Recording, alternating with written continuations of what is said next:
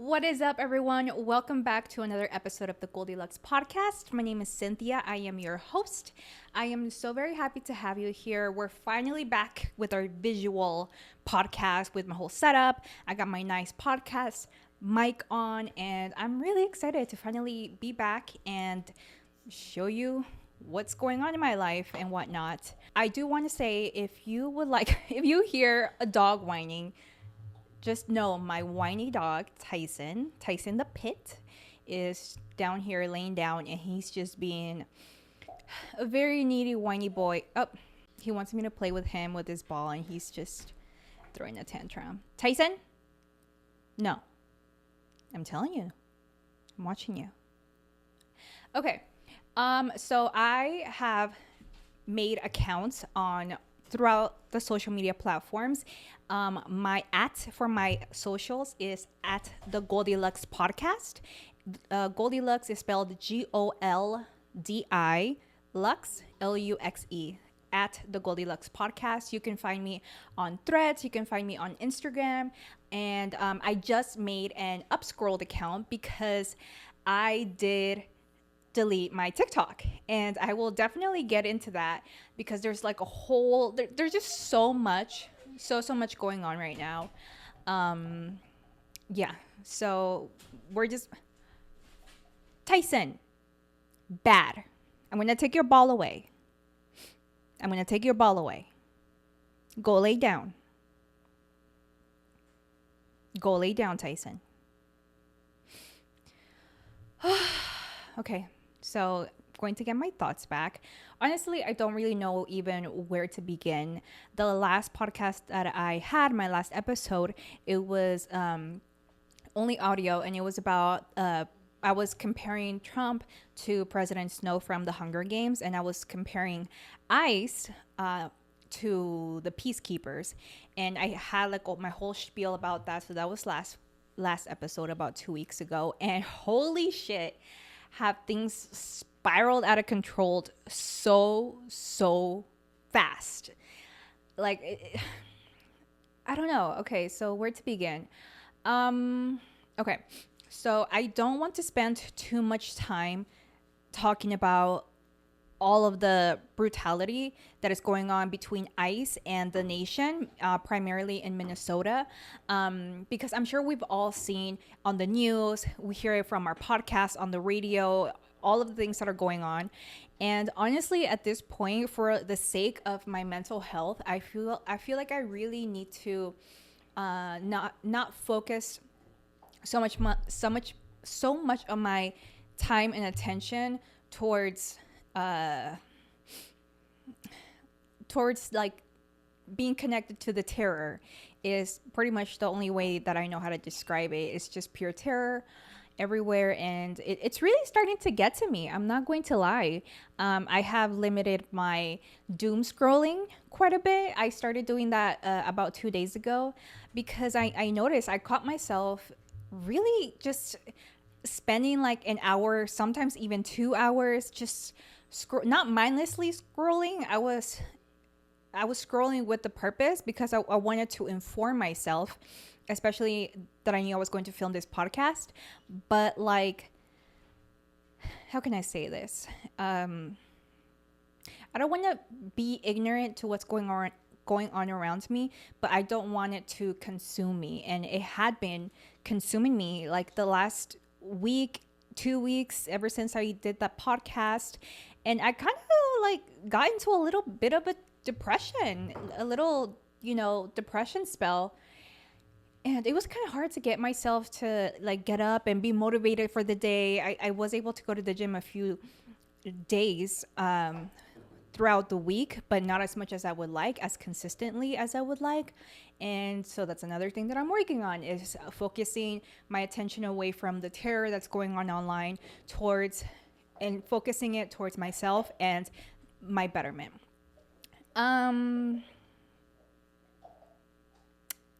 Yeah, you might hear my dog chewing on his bone. I'm sorry. Like, I don't want to take his bone away, and he's just here. He wants to be with his mama. He's a mama's boy. He loves me. Okay, so starting off, I want to talk about the second death of a U.S. citizen at the hands of ICE.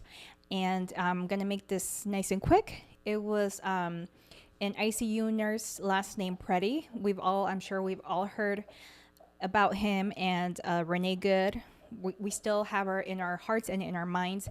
And when I saw it on the news, I like to watch Good Morning America because it's like a dose of what is going on in the United States. And it's also it's a little bit more, what would you call it?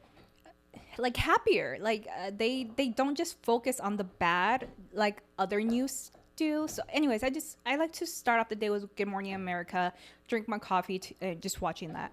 So when I heard about a second death at the hands of ICE, and they were saying that a man got shot, was tackled by like 6 ICE agents and got shot, and they were starting to play the video, and it was just all of these ICE agents like coming towards this. I skipped.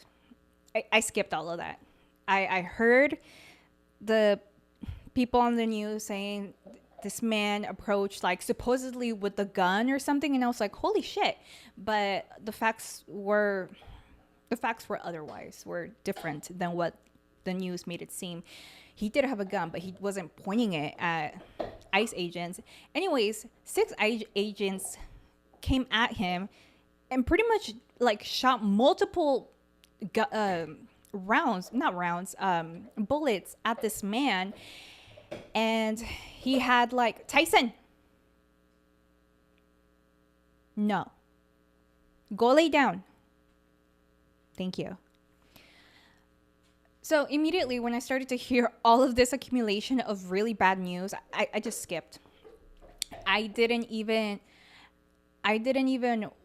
want to watch the video. So I have not watched the video of Preddy being killed. I heard what happened from the news, so I am informed of what happened, but I didn't want to actually see the video, and I will not see the video because that does not make me feel good whatsoever. And I don't think I have to force myself to watch it in order for me to believe it.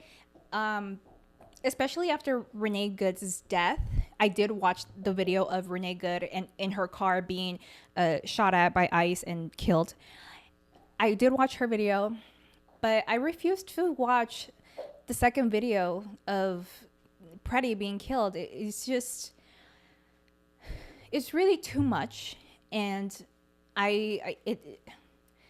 starting to feel just very anxious towards where the nation is going as a whole. And I did see all the videos of the marches that are going on throughout, not just in Minnesota, but throughout the nation. So the United States as a whole, not even just blue states or liberal states are standing up to ICE. Like there's people, Republican people that are also starting to stand up against ICE and stand up for their I forgot which amendment, Second Amendment, that protects your right to hold arms. People are also wanting to protect their Second Amendment because it really just got messy when, like, what's her name?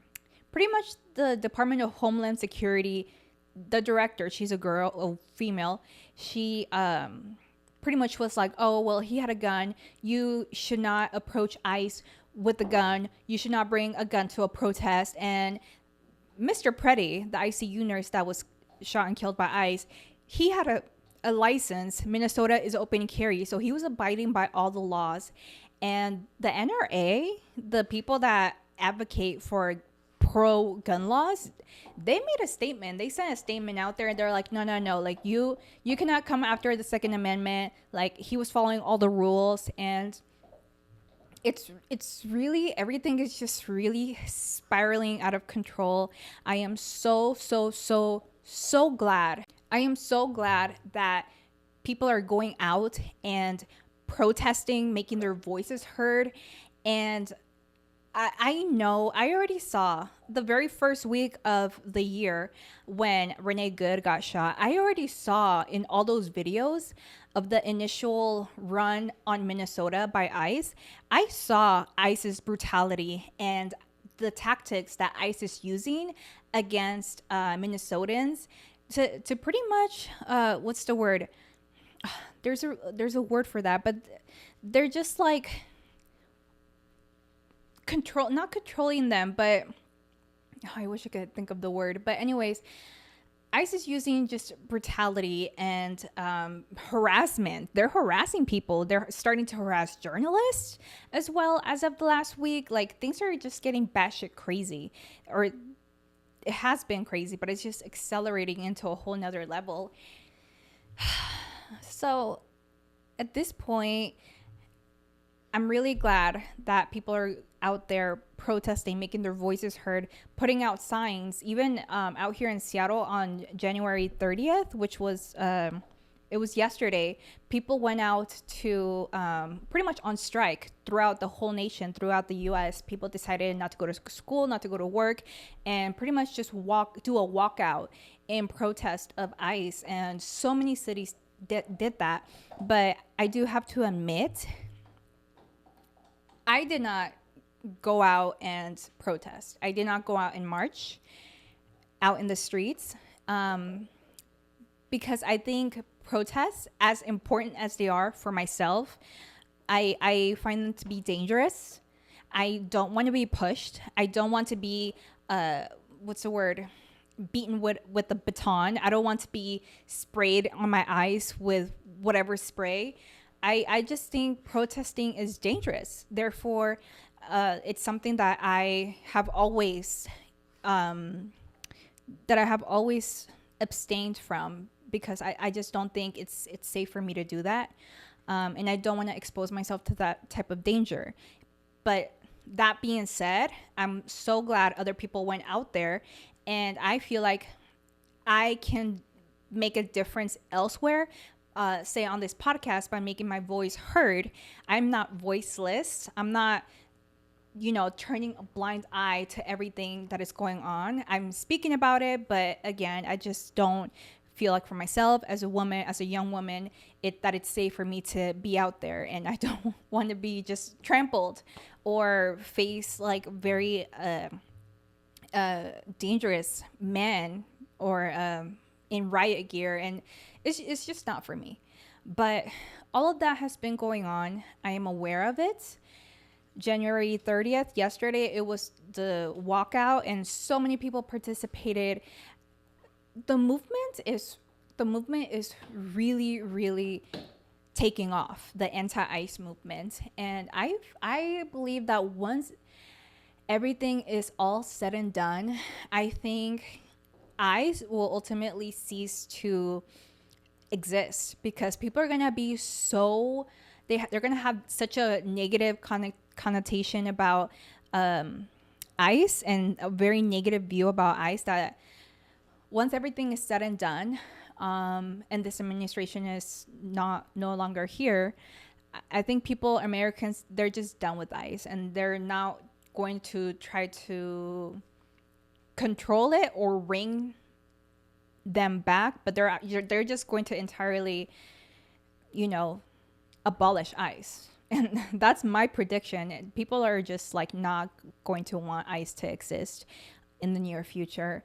And speaking of near future, the midterms are going to happen in 6 months, but it's so crazy because I think it was today that I saw on the news, on headlines, that Democrats in the House are moving to, some Republicans are starting to, break away from Trump, from MAGA, and they're pretty much, there's a movement to try to impeach Trump even before the midterms, which is when power can shift in the House and in the Senate, and that won't happen until November of this year.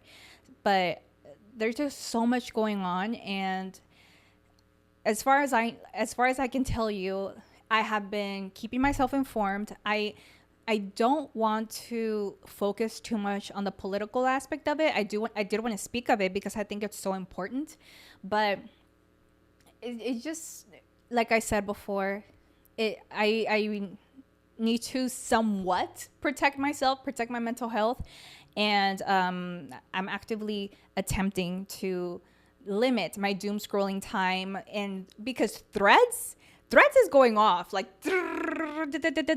like so many people are speaking out on threads, not just on ICE but also on the very scandalous release of the Epstein Files. And I believe that happened yesterday. Yes, January 30th. It happened yesterday, and holy fucking shit. Holy shit, was it way worse than anybody was even anticipating. And there was no client list. There wasn't an Epstein list of the men that were involved in these atrocities towards young women and children, basically. But they did release the names of victims, which they were obviously outspoken and super angry about, that their privacy was just... It's just so disappointing how women are not protected. But Epstein list was released, and Threads was going off the charts. I spent hours on Threads reading people's thoughts, and but I will say, again, on trend with where I'm trying to direct myself to mentally, I only read, when the Epstein Files were initially released, the very first like thread that I read, it was just like a very short, just like a singular small little paragraph about Trump doing very like pedophile and just atrocities towards children, basically. And I only read that one little like paragraph, and like, and then I just like clocked out. I kept scrolling. People were putting their what's the word? Not thoughts. People were speaking out against the Epstein Files, and they had highlighted like whole sections. I did not read any of that because I was so like, it was so gut wrenching to read just like that little tiny paragraph that I read against what Trump did to children, that I was just so disgusted and angry. Obviously, it was disgust, it was anger, disbelief that this was even allowed to happen in our earth. Like, crimes against children is just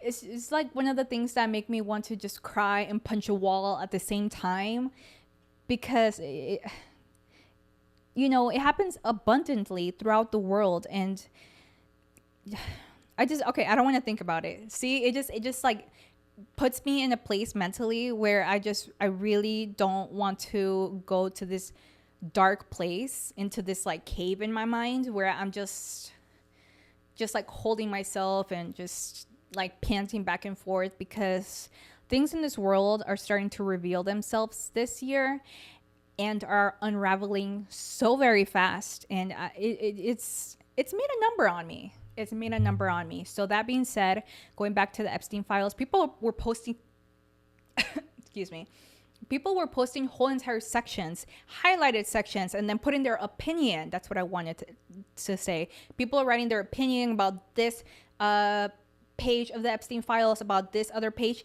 And I was just like, just reading the opinions, but I was just like not really reading the actual files, because just reading one little tiny paragraph really did a number on me. It impacted me negatively.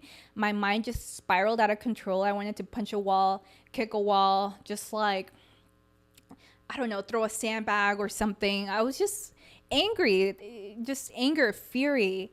And so that being said, like, things are unraveling so fast, and this is very, very, very, very damning for Trump. And I can see why, government people are starting to jump ship and are starting to break ranks from him, and are looking to impeach, as they should. And I don't know, it might actually happen. They've already tried twice. Honestly, after the Epstein Files, I seriously think it might actually happen this time. And whatever happens after that, I fully believe it's not going to be as bad as things are right now. Because, like, from what I hear, JD Vance would take up the presidency, and he's apparently wouldn't be as bad as Trump, because he really just doesn't have the balls like Trump does, apparently. But yeah, I did not watch the video of Pretty being murdered by ICE. I skip. I did not read the entirety of the Epstein Files. I just scrolled. I didn't want, like, I was like, oh my God, no, oh hell no, oh hell no, hell no. That's really how I have been feeling lately. And so we talked about Pretty's murder. We talked about the protests. We talked about a little bit about the Epstein Files. I feel like people are going to have the whole entire weekend to read over the Epstein Files, and everyone's saying, oh my God, holy shit, it's way worse than what I had even anticipated it to be. I believe people. I'm not going to dig into the nitty gritty details, because I don't think, like, my mind can cope with that at this point with everything that has happened. And I'm really just, again, trying to limit my doom scrolling and sort of protect my spirit. But I still want to let everyone know, hey, I am aware. I hear you. I also want to talk about it and give you my opinion about everything that's going on. And so January 30th, people protested Epstein Files. We have yet to see what's going to come out of that. Yeah, so we're going to see. I feel like shit's going to hit the fan once Monday comes around and people are back to work. Congress is back. Congress is going to be back. And we'll see what's going to happen from the Epstein Files on Monday. Trump's going to have to come back on Monday to work, be the president, right? So we'll see. We'll see what comes out of that, of the Epstein file release, which, by the way, they are saying that the Department of Justice it's like deleting files. It's like someone released the files, and mind you, I heard it was only 50% of the files that were released, and like no names of the predators were released. Obviously, they're still being protected, as we know today. And gosh, where was I going with this? Oh yeah, so they released some files, which was a month overdue from the date that they were supposed to release them. It was only 50%, and they're starting to delete files, which is so insane to me. That they're deleting evidence. And I don't know if that's against the law, but I feel like they're doing something really bad. They're just like, they're pretty much just burning everything up, burning all the files. Like, I can imagine them in their office just like throwing like bags and bags and bags of like paper files into like a trash can bin, and just lighting it up on fire, and then it's just all going up in smoke. I can really imagine them doing that, because the response from the public was the appropriate response. They're ready to like pick up like their pitchforks and like storm the Capitol, pretty much, because that's really what these evil people, these evil predators deserved. Trump being one of them. And apparently Ivanka Trump is very, very prominent in the files as well. Why is that? I don't know. I don't know if she was grooming girls along with Ghislaine Maxwell. I don't know. Like I said, I didn't go into the nitty gritty details, but I'm sure if she was involved as much as they say she was, that it's all going to come to light sooner than later. So we shall see what happens with that. And I cannot believe they're actually deleting files. Who knows if that's actually real? I don't know. We're going to find out, but that's pretty intense, pretty crazy. So that is the state of our world currently. And moving on to our next topic. So, next up, I want to talk about TikTok. TikTok, TikTok, TikTok. Sadly, I mean, it was a good run, but sadly, TikTok USA has transferred hands. They finally finished the deal, whatever, and I believe it was overtaken by a few US companies, one of them being Oracle, I think it is. I don't really know much about Oracle, but it's in Oracle's hands, and the Chinese-owned company ByteDance still has a stake in TikTok, but I think it's mostly connected to the TikTok shop aspect of it. And holy moly, the new terms of agreement of TikTok were baffling. Like, oh my god, Threads was going off about the new terms of service of TikTok. Everyone on Instagram and Threads was like, delete your TikTok, delete. Like, oh my God, TikTok this, TikTok that. And at first I thought it was just like all right, just all talk, people trying to just, I don't want to say be dramatic about it, but be like sensationalist about it.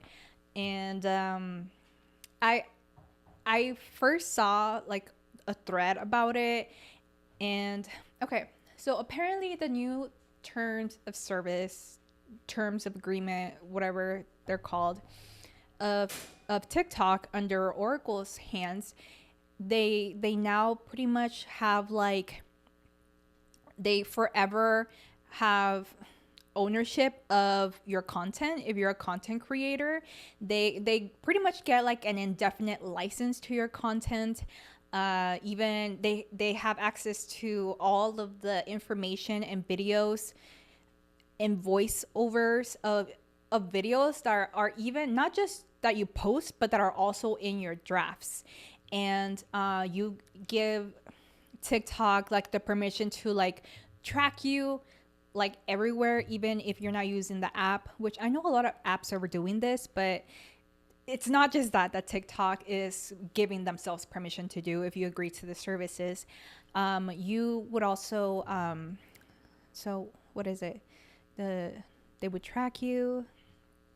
Oh yeah, like you would train their AI basically with your from your voice, like the tone of your voice, your likeness, like your face pretty much. So in the future, because you gave TikTok access or permission, or you agreed to these terms of the new TikTok, they would be able to, futuristic AI would be able to create like an image similar to you and have that AI image of you talk in the same mannerism as you, have the same sort of personality, in order, because you gave TikTok the permission to copy your likeness. So if the population responds positively to your charisma, to your likeness, AI would be trained to copy that. So in order to get people's, in order to get people's trust, right?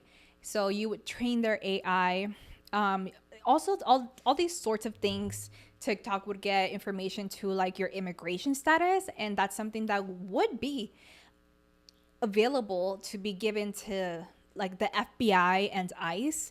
They would have information about like your health, like whatever health stuff you might talk about in your videos, or what you might have in your library. You would give them information about like whether you're straight, bi, gay, all of that information, what your like ethnicity is. So they would just collect all of these overstepping information about you, and they could definitely be they could use that against you. They can deport people. They could like blackmail people. So all of these really terrible things. Also, the terms had a thing where TikTok would be able to use your content and advertise, use it in advertisement without having to pay you, without having to pay the creator. And they would have license to their videos of the creators indefinitely and like irrevocably, like crazy terms like that. So needless to say, I was surprised by how much people were being very thorough in explaining what was in the terms, and things were just beginning to like unravel, and like it was too much. It was really too much. And at one point I was like, oh my God, am I actually going to delete my TikTok? Because I just opened up an account for this podcast, the Goldilocks podcast, and I had already accumulated over 1,000 views on my first video, which was the same video I posted on my Instagram about it was a snippet from my last episode of me speaking against Trump, comparing them to President Snow, comparing ICE to the peacekeepers in the Hunger Games. And that had like 1,000 views, and that was my first video of the Goldilocks podcast account. So I was really bummed out. I was like, oh, like my video really took off. Do I really want to delete my TikTok, even though I just barely started it? And I have like 3 other different TikTok accounts. One is like the one where it's like I'm just like anonymous, you know what I mean? And that's my most active one, because that's the one where I'm just scrolling. And there's another one where it was like it's similar to my Instagram. It's called Goldilocks, and one was supposed to be my makeup TikTok where I post my makeup content. So needless to say, people were really exposing the terms of service on Threads, and people were actually, a lot of people on the very first days of the new TikTok appearing were like actually saying, I deleted my TikTok. Like so many people were like, delete it, like never felt better, good riddance type of thing. So many people were going on Threads and saying, yeah, I deleted my TikTok, like sayonara. And people were saying, oh, we should also cancel Instagram. But honestly, now that TikTok, a lot of people are hopping off the TikTok train, I think so many people are going to go back to YouTube and to Instagram. I think the Instagram traffic is going to be even more prevalent now that TikTok is pretty much being canceled by everyone in the US.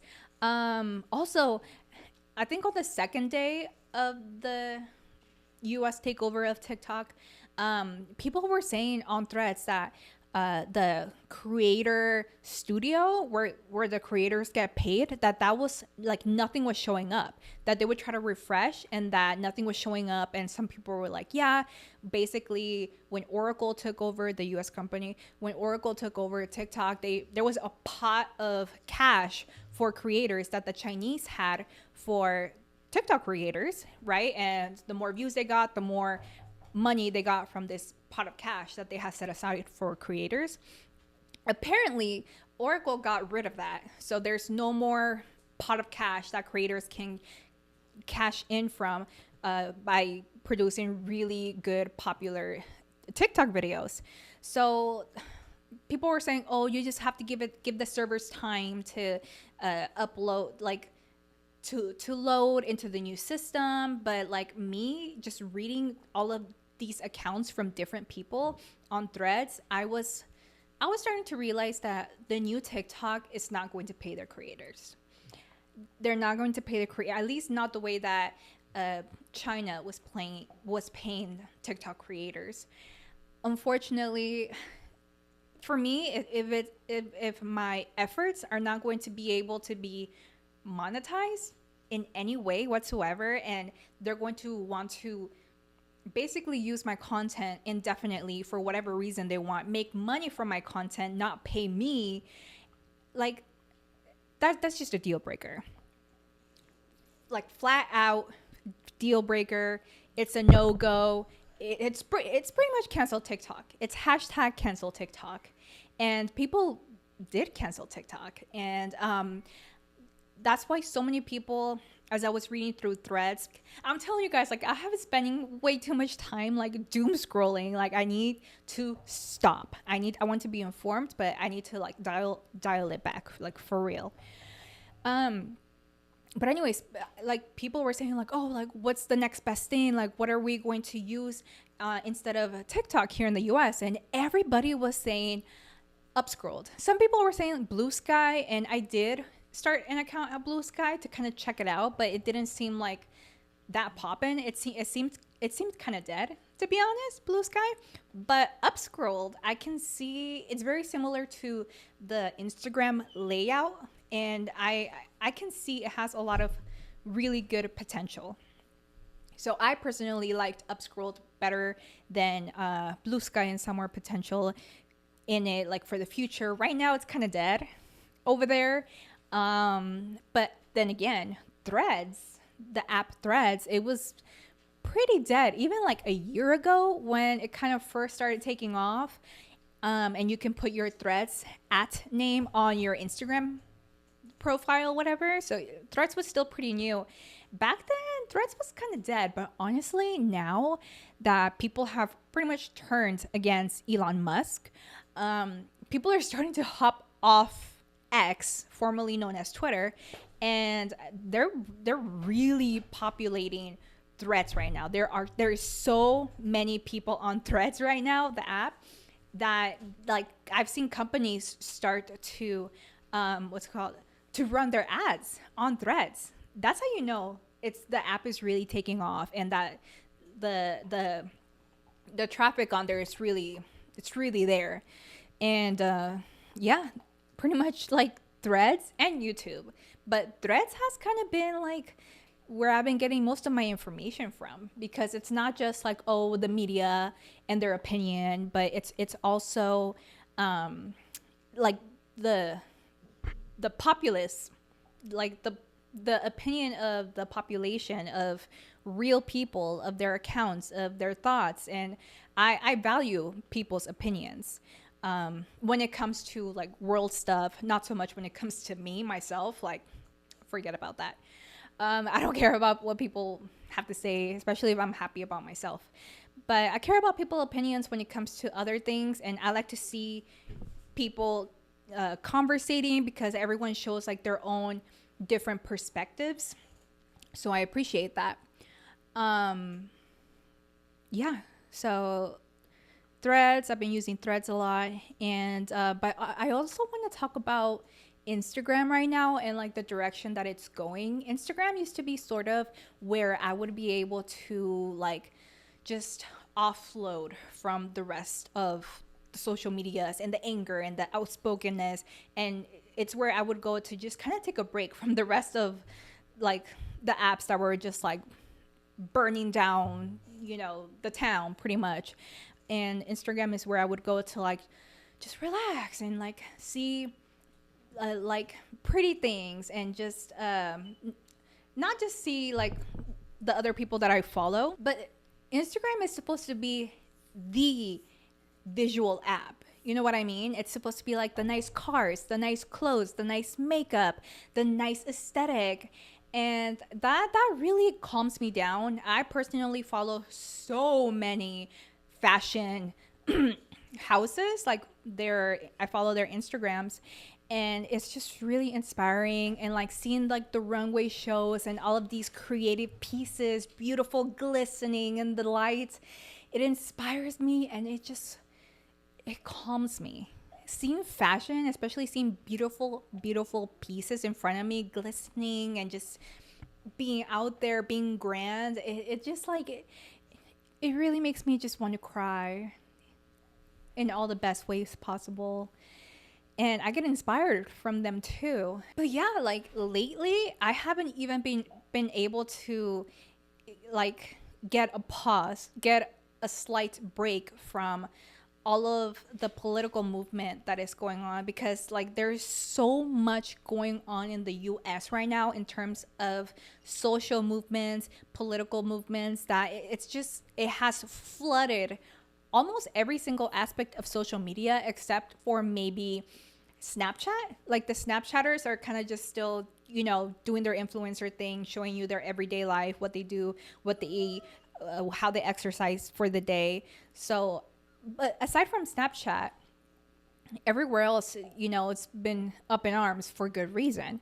But when I want to take a break and go to Instagram, and where it's usually like my safe haven, right? Where I take a break, it's just been like, it's mostly been reels from real people, real people's accounts, and them speaking up about what is happening in Minnesota, and independent journalists. I'm getting a lot of their reels on my feed as well. And everything on Instagram has gotten so political. It's just like, it tightens my chest. Like, oh my God, like it doesn't bring my anxiety down, unfortunately.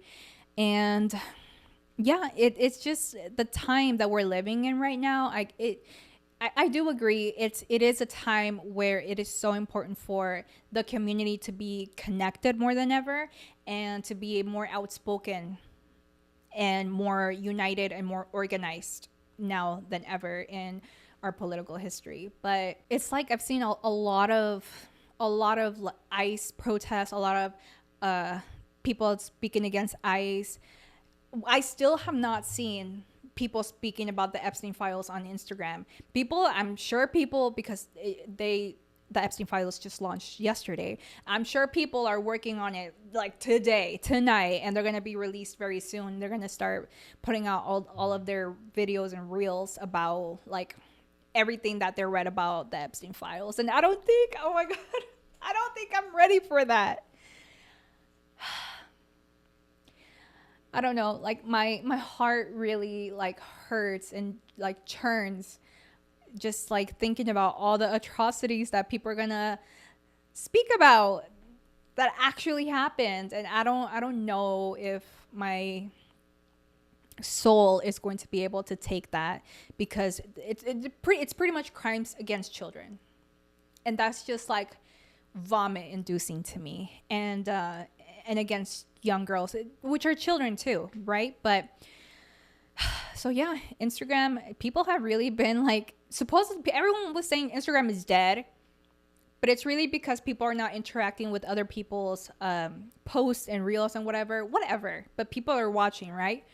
But Instagram is not dead. It has not been dead. If anything, Instagram is really starting to pop off, basically. Yeah, it's not just like all things pretty, all things aesthetic, perfect aesthetic. Right now, people are using it pretty much in place of TikTok, because like TikTok is actually for real being canceled by the US. And I don't think people are going to go back. So yeah, deleted my TikTok. But also another thing I noticed about Instagram that I want to mention is that a lot of people, just regular folk, regular Americans with 9-to-5 jobs, like super normal, are starting to tell other people to file tax exempt on their on their taxes, or not just on their taxes, but also they're telling people to resubmit a W-4 and cross out, pretty much file tax exempt, so that the government is not taking taxes out of every single paycheck, but rather people would instead save throughout the year and pay their taxes at the end of the year. Some people were saying that's not legal. I have no idea, and I haven't really looked into it, because I always paid my taxes out of my paychecks, every single paycheck, and that's all I've ever knew. I didn't even, before this year, I didn't even know going taxes exempt was even a thing. But on Instagram, like I was, I've been reading, I be reading through the comments, and I was going through the comments, and some people were like, I've been filing tax exempt for like 3 years. I have not paid my taxes in 4 years. And some people were like, that's illegal, and eventually you're gonna have to pay that money back. So, but at this point in this political climate, so many people are saying, let's use our W-4 and go tax exempt as a protest, as a form of protest. Let's hit the government where it really hurts the most, where they're going to feel it, which is their money, taxes, and pretty much saying like no tax without representation. So that is the Instagram movement that has been like, that I kind of have been following along. And I'm not even necessarily liking these videos, but my Instagram feed has been flooded with like so many regular folks with normal 9 to 5 jobs saying redo your W-4 and file tax exempt as a form of protest. And I don't know if people are actually gonna, well, people sound like they actually are going to do it. Like there's so many people like go like on board with this idea of going tax exempt to like protest against like this administration, against like everything that's going on right now. And like I get it, but I am way too much of a wuss to ever do that. I don't know. But I will say like the last 2 years, no, the last like 3 years, I have overpaid in my taxes by thousands of dollars. So like, are people right or wrong to say go file tax exempt?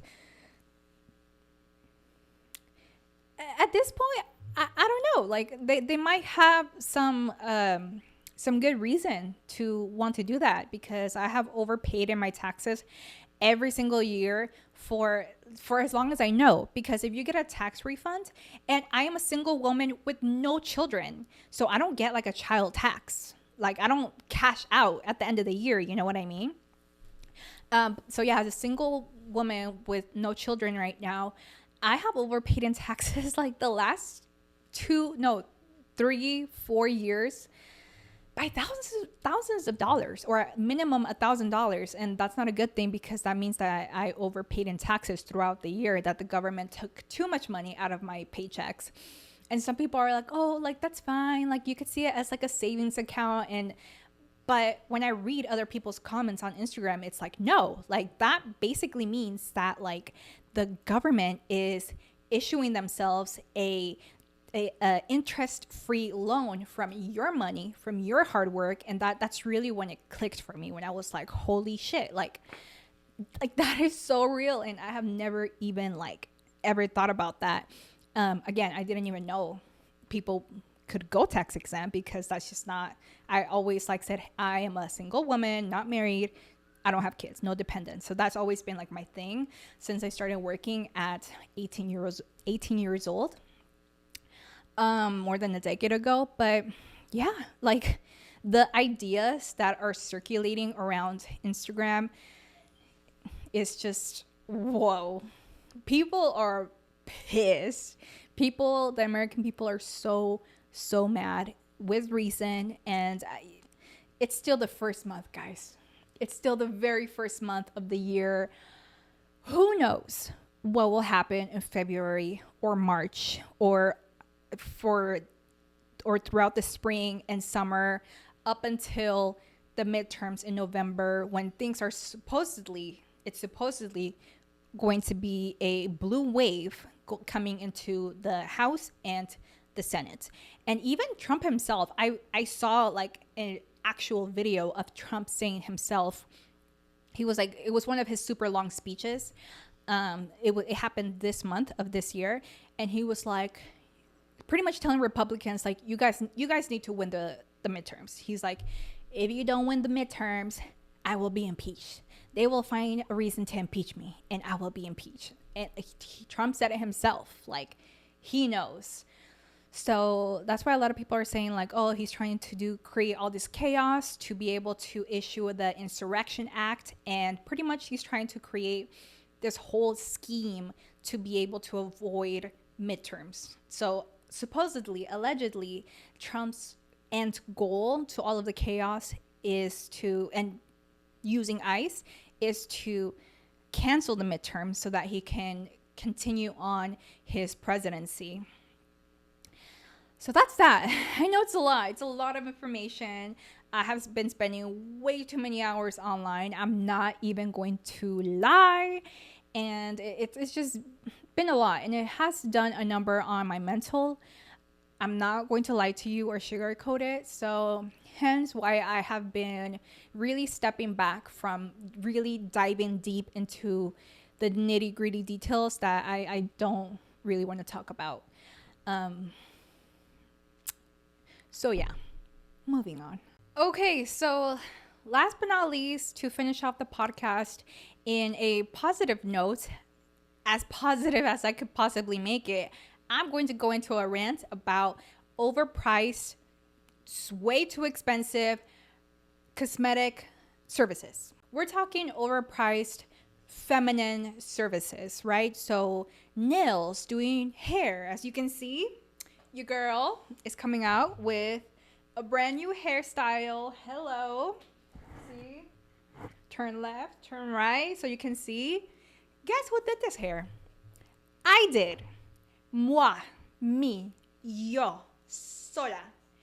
I solo did my own bleach and tone on my hair. Yeah, believe it or not, I bleached my hair, my own hair, right? So there's a whole story to this. This was the third time that I bleached my own hair in the last 3 months, I believe it was. I did start off slow, and because I didn't want to completely fry my hair. And finally, this third time, I was finally able to take out all of the highlights, all of the darkness that I had, especially like down here at the bottom. The top was mostly bright, but down at the bottom, it was like pretty much neglected, is what I like to call it. It was neglected. The bottom, it was just way too dark. I hated it. And everything is just more, it just flows better. The color is all one, which is what I've been wanting for the longest time. And you would be surprised. I have always gone to a professional to do my hair because there's other things that I could do myself, right?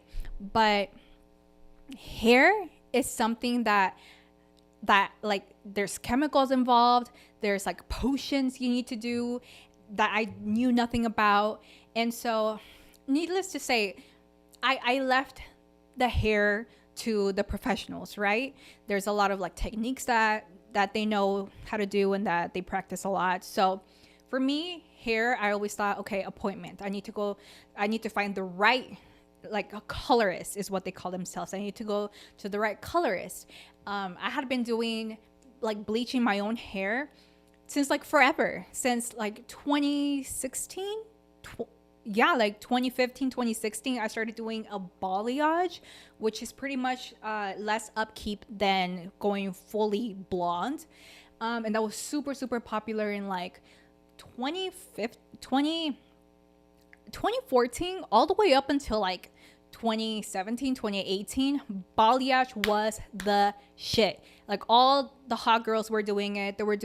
It's like streaks of blonde that like kind of like fade up here, up in the scalp.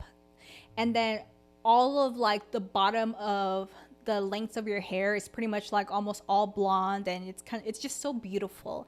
And it's a very difficult technique for hair experts to do because they have to grab a palette, put your hair strand in a palette, and manually like brush on bleach to make it, especially up here in the scalp, to like fade it into the rest of your hair and make it look natural. So it's a very difficult technique, and I had been doing that for ages because I got super tired of pretty much having my hair be dark my whole entire life.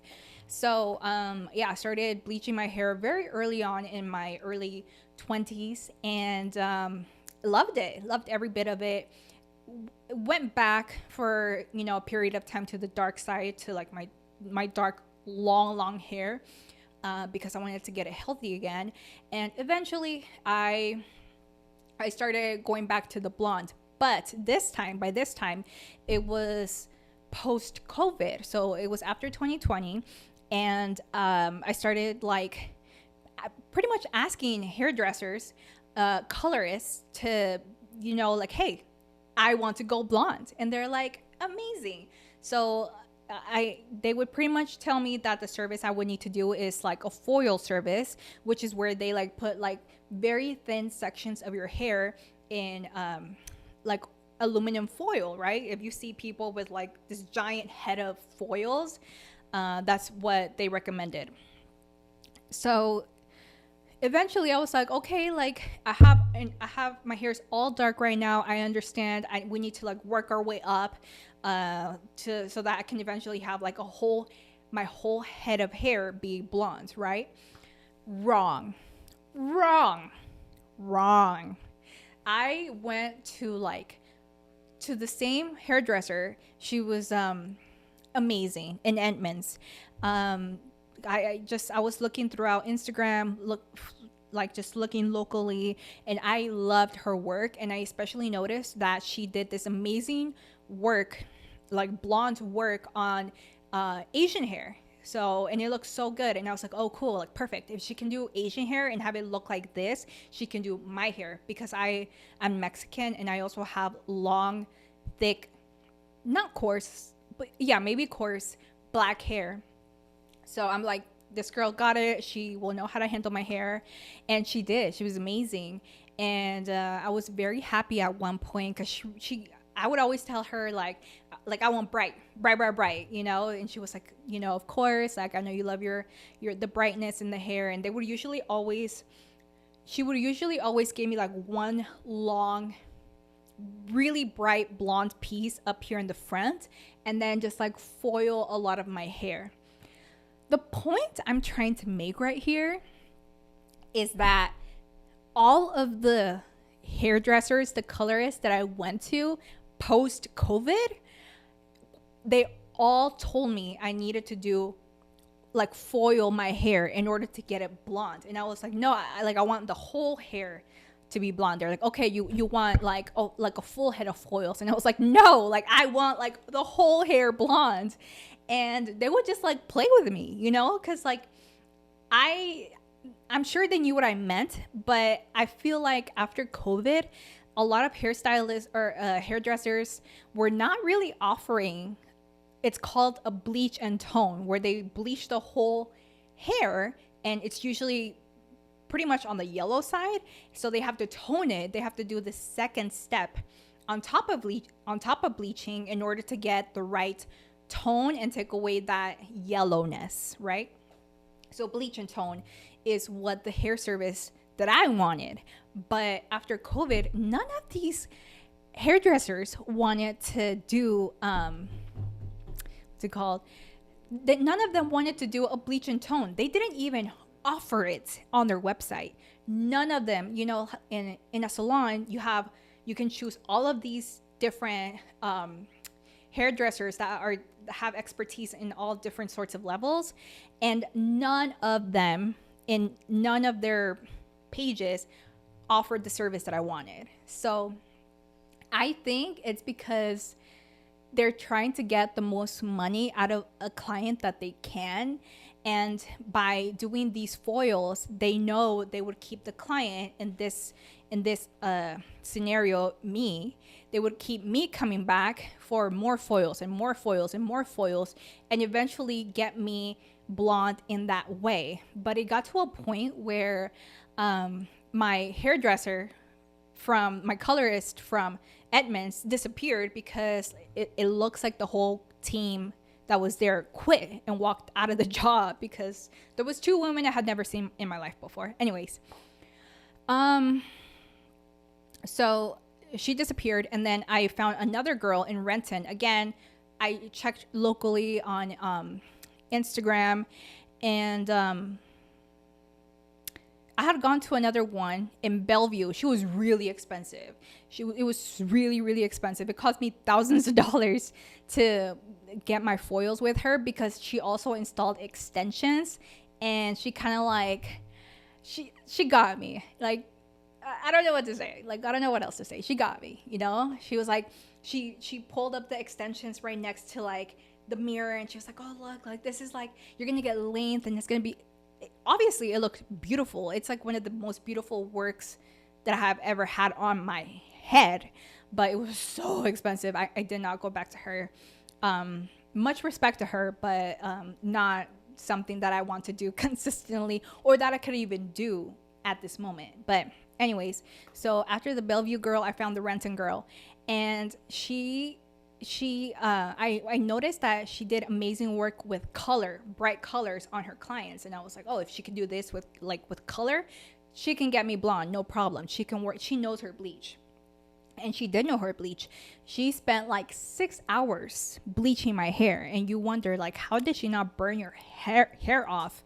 And it's because she used like different levels of intensity, different levels of liquid intensity throughout the hair. And anyways, she used a technique that allowed my whole head to be like pretty much bleached. Mind you, she still did foils. She still did foils. It wasn't like a full bleach and tone. The service I've always been seeking out since after COVID. She didn't do that. She offered me, I booked a full head of foils. But it still looked magical. She pulled all the foils off and my hair was like super light. Almost, it was like lighter than what I have right now. The hair, like she took the foils off and it was like the inside of the banana, like a pale yellow, which is what the hair is supposed to look like. And I was like, oh my God, like I'm finally gonna be blonde, like this bright, like country girl blonde, strawberry blonde that I've been wanting this whole time. And we get to the toning, right, which is where you try to kind of customize the blonde color, take away yellow, add more neutrals, do this, do that. So she took me to like wet the hair, put the toner on, and then I sit back in front of the mirror and the hair is so dark. It's like, oh my God, like I looked almost like a brunette. It's like the blonde was gone. And I was like, oh my God, I was like sitting in the chair. I was like so nervous. And I was like, oh my God, is it gonna look different once it blow dries? Because the hair usually looks lighter when after it you blow dry it. When it's wet, it looks darker. After being blow dried, it looks lighter. So I was just waiting. I was sitting there in the chair, super, super nervous, waiting. She was blowing dry my hair, and I like slowly but surely, like my heart sank to my stomach, and I ended up with this huge disappointment because this girl, after spending all this time, 6 hours on bleaching my hair, and she did get it to the brightness that I wanted it, she grabbed this toner, this dark ass toner, sprinkled it all over my head, and got me to like this weird like neutral blondish brunette.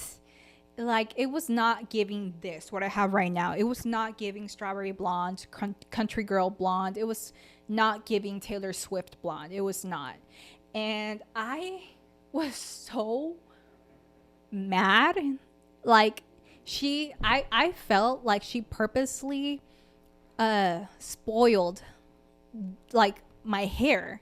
It made it look darker so that I would have to come back to her and get it like redone, like re-brightened. Like, oh, like next session we can get it like a little bit brighter. You know what I mean? It's like after COVID, all of these hairdressers are doing like the most just to get like clients back to their chairs.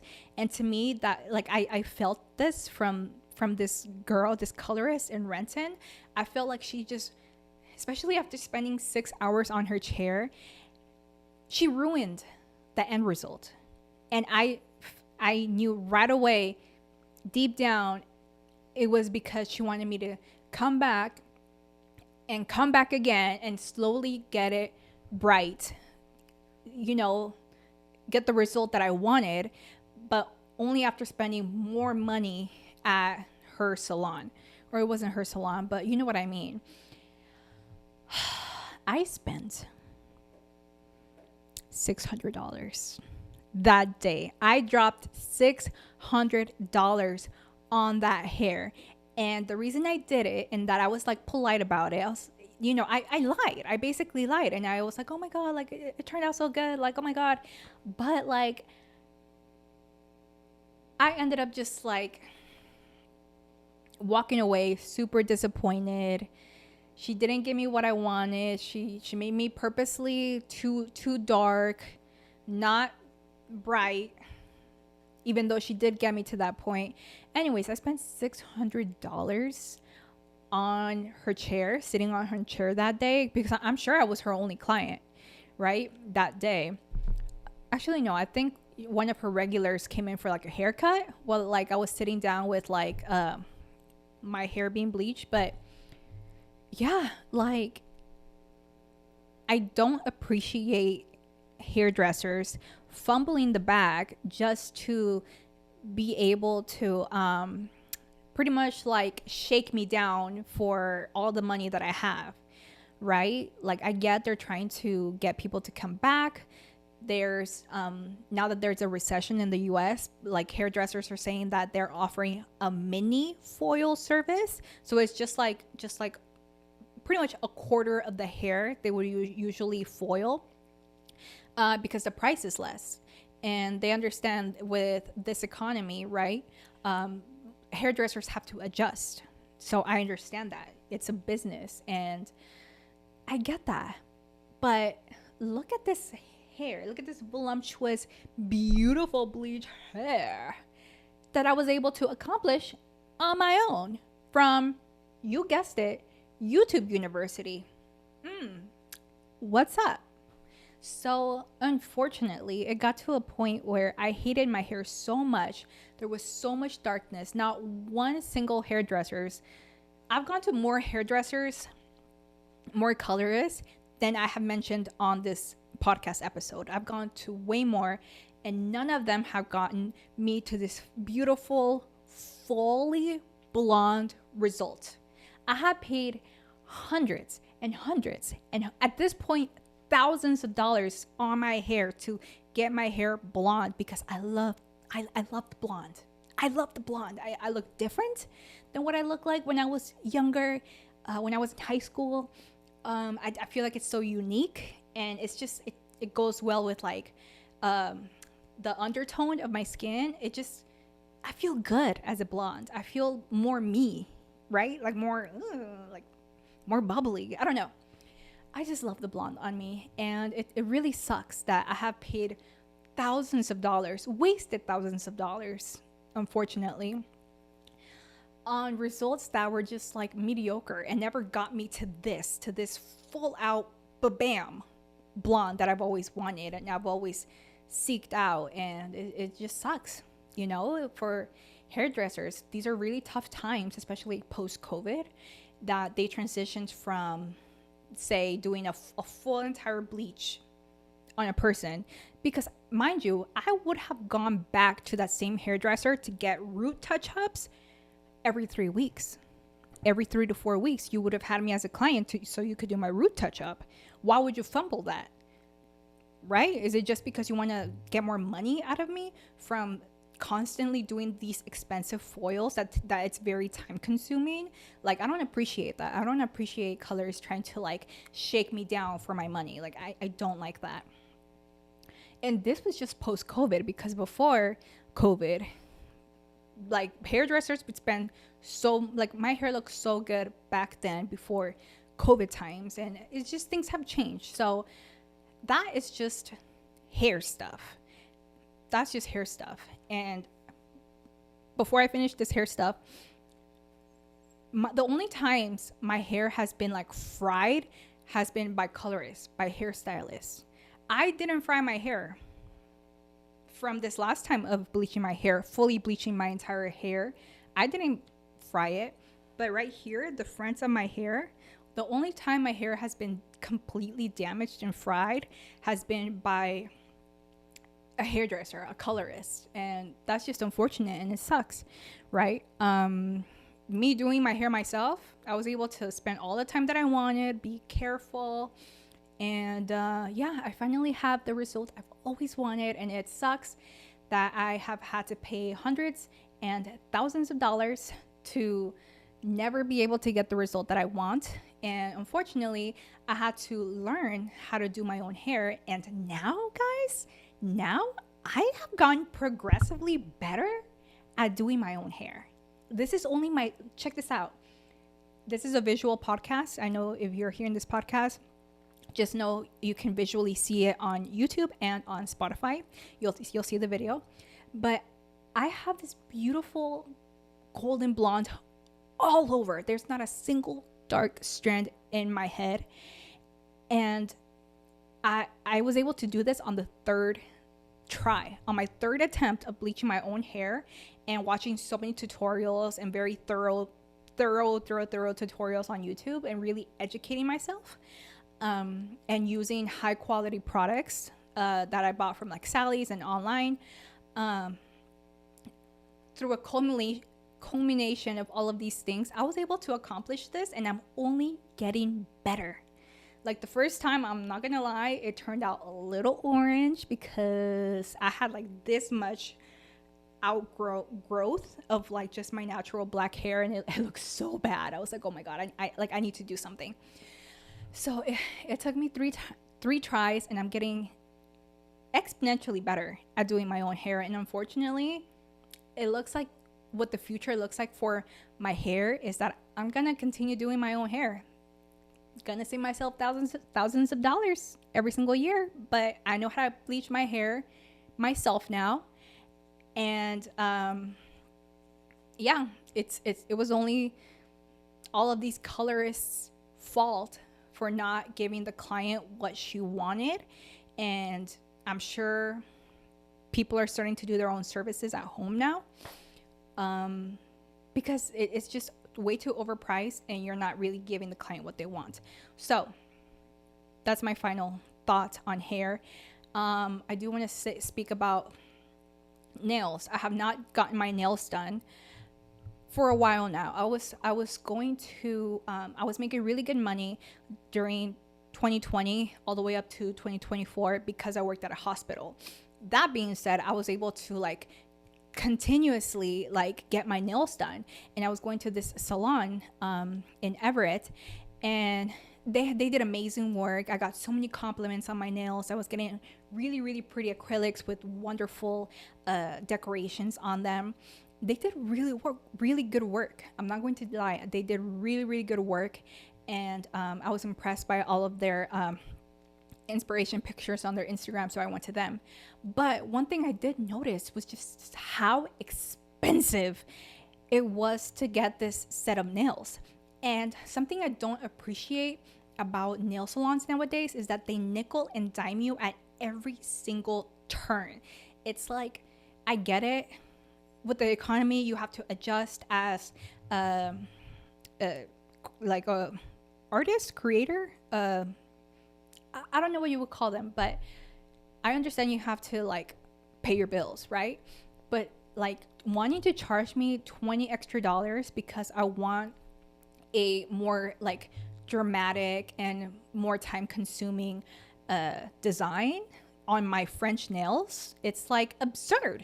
French nails is supposed to be like a basic thing, and they're like, oh no, it's like $20 extra, you know, that's time consuming to do like a very like dramatic dip in the French nail. And it's like, no. I was like, oh, never mind, you know what I mean? Like back when my mom was getting her nails done and I was just a kid, she could get her whole set of nails done in a suburban city that I grew up in Linwood, for like $20, right?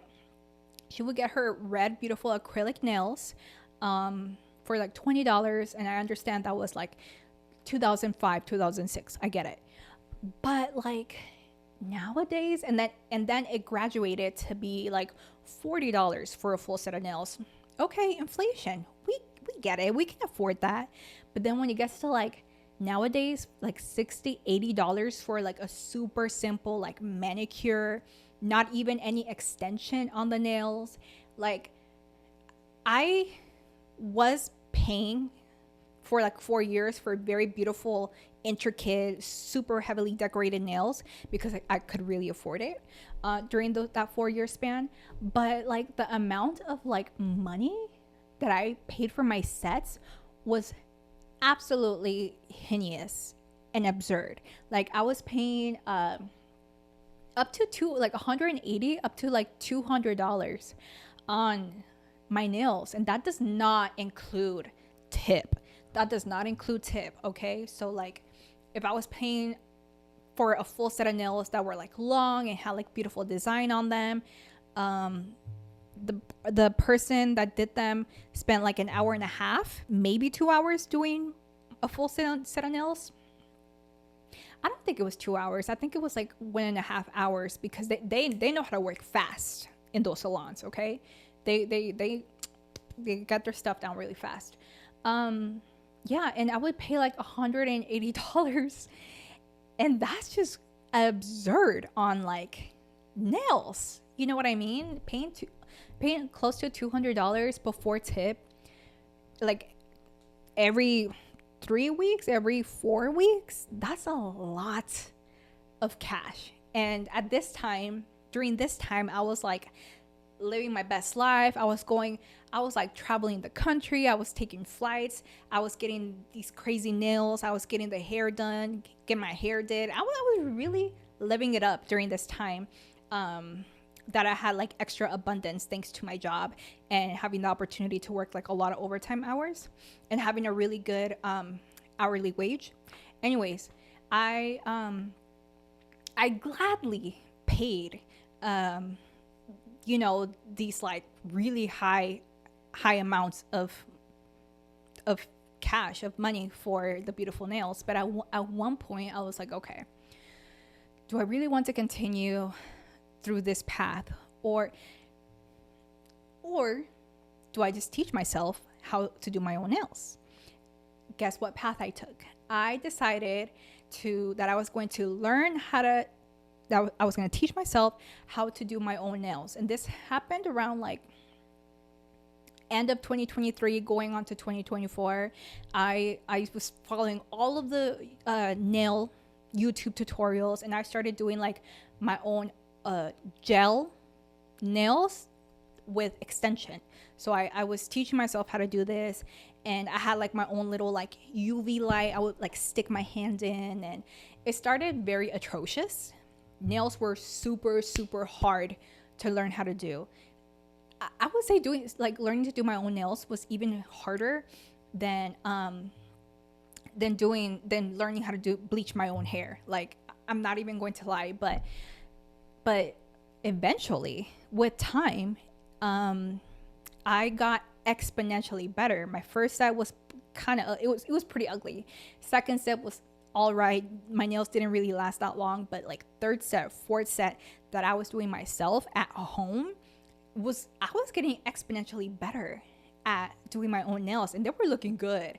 I could spend as much time as I wanted decorating them with like little gems, like the sparkly gems, and I could spend as much time as I wanted decorating my nails to look exactly how I wanted. And I wasn't getting nickeled and dimed at every single point, and I wasn't like nervous that, oh my god, if I ask her to like add more stones, more gems to my nails, that she's gonna charge me like extra $40 at the end. Because they don't tell you, the nail artists, they don't tell you if like this extra thing you ask for is going to cost you this much at the end. They just give you this huge total at the end when you go to tap to pay, and it's like, oh, it gives you like the tipping option, so you have to tip on top of like hundreds of dollars. So I spent like 6 hours. It would take me like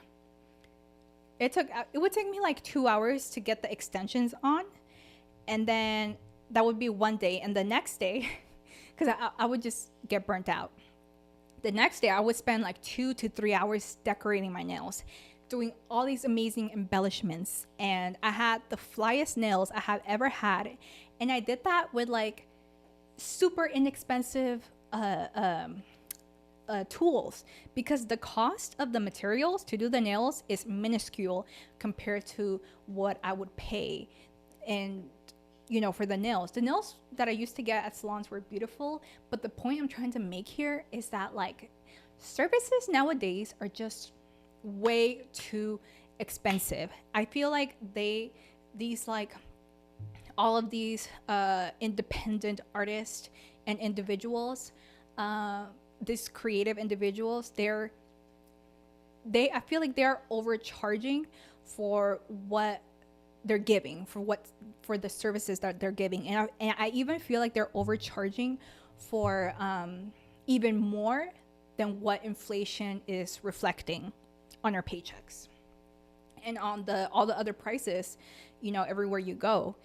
I just think they're being way too overpriced. And I used to get another service. I used to get my lash lift and tint. So it's like a perm for your lashes. My lashes are super straight, like just point downwards. So I would get the service in Seattle at this really great salon that had good reviews, to get my lash pretty much curled up semi-permanently and then tinted so they could be more like obvious. And the first time I did it, it was wonderful. I came up with these beautiful long lashes, and they were like pretty, and they were like sticking straight up, and they were perfect. That cost me about $100, maybe like $120, and I didn't mind paying it because I was so happy with my lashes, with my results, because I went to a really good place with good reviews.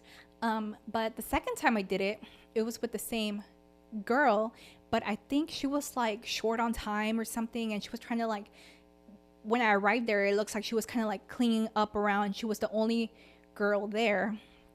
So I felt like the second time she rushed it, and it was reflected on my results on my lashes because they were not as curled as the time before. They didn't last as long as the previous time, and I still paid the same amount. So guess what I did? You guessed it right. I learned to do my own lash lift and tint at home, and I got my little set from Amazon. I looked at all these tutorials on YouTube. Guess what?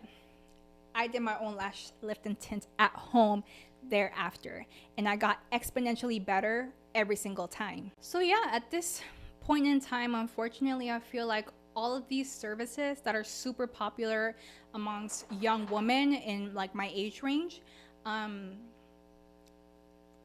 like I feel like women want to get these services done. They want to go to the professional. They want to be pampered out of everything like that you can think of about these services. Being pampered, feeling like you're being taken care of, is one of the most rewarding aspects of getting a service done. But unfortunately, on the tail end of these services, you pretty much get sticker shocks and feel like you were duped and bamboozled, and tricked almost, because all of these services cost way too much money, and they have even, in my mind, they have even surpassed inflation at this point. And I know for a fact, I don't just think, I know for a fact that it's not just me that is going out of their way as a client that used to get these services, and it's going out of their way to take a step back and learn how to do these services on myself. I know for a fact there's so many women out there learning to do them on their own at home. And I don't know what that's going to do for all of these cosmetic industries, because I feel like if they don't adjust their prices to truly reflect what inflation is, and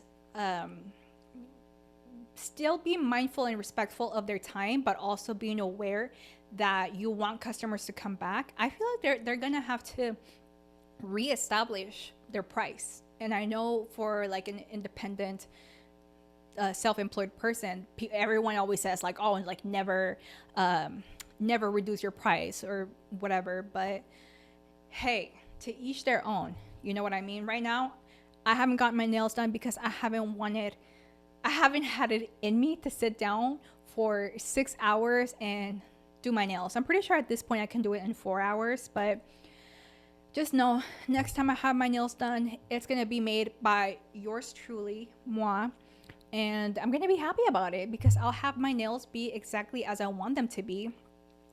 And mind you, I used to actually not even be a nail girly, because back in the day, when I was in my early 20s, I was a makeup girly. Makeup bomb, like cut crease cut, winged eyeliner slash. Like I was like that makeup girl. And I actually used to work at Sephora during this time, and I would always get like, mostly I would notice clients like looking at my plain nails and be like kind of like tilt their head like, like wonder why like such a girly girl like you doesn't have their nails done.